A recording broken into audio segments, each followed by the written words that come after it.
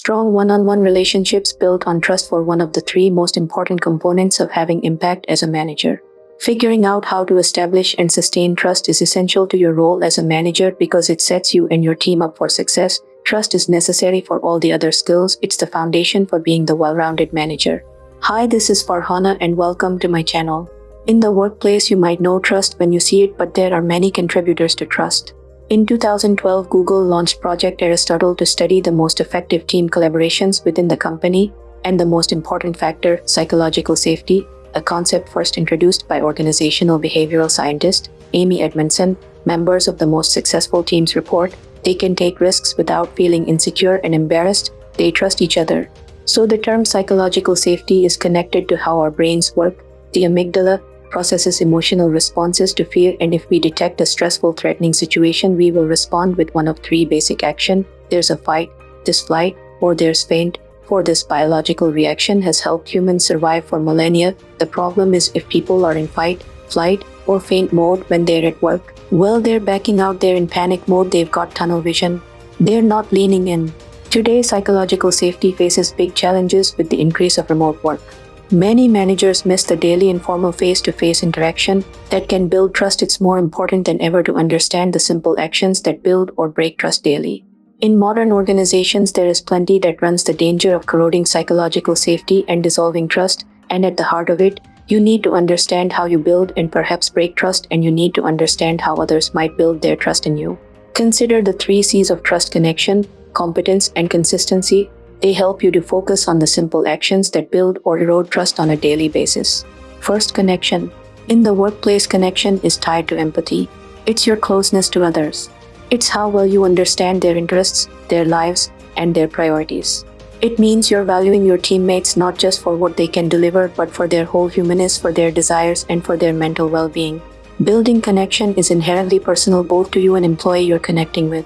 These managers seek to understand before being understood, not just the challenge at hand, but the whole person they're working with.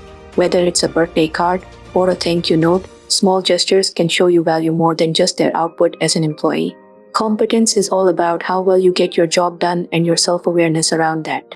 As a manager, the actions you can take to build trust through confidence are pretty clear. Demonstrate your ability where you're strong and be self-aware and open where you don't have expertise. Be open to learning and getting better. Take Jim Whitehurst, CEO of software firm Red Hat. He joined the company with transferable leadership experience but admittedly no background in enterprise IT. Instead of faking it, he was upfront with employees about what he didn't know. He trusted that people would help him if he communicated his degree of competence. The result, his employees trusted him more. The third and final element of trust is consistency. Consistency is just another word for reliability, not just in what you do, but in how you show up. So do you make commitments you can keep, and do you keep them? Do what you say you will do. Align your words with your actions. Take yearly reviews, for example. If you only ever give positive feedback to a direct report but evaluate them as unsatisfactory in the review, that erodes trust in an instant. So this one feels fairly straightforward. Make your commitments, follow through, and when things change, be clear and communicate often. Take all 3 elements of trust and reflect on your workplace relationships.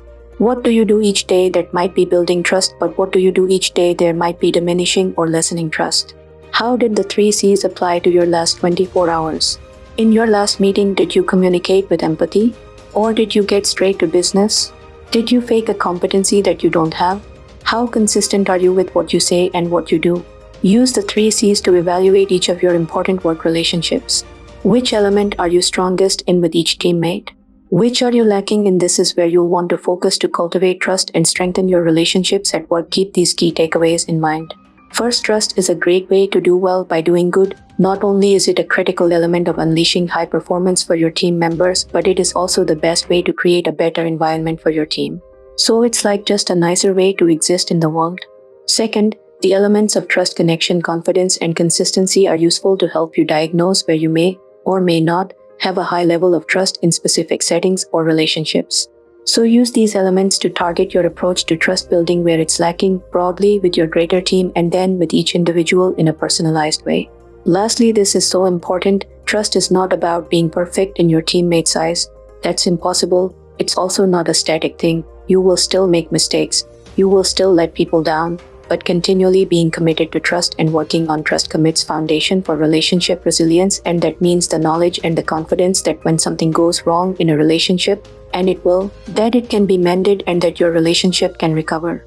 And in the next video, I'm going to introduce the tool to build strong, genuine, and resilient relationships at work with your team.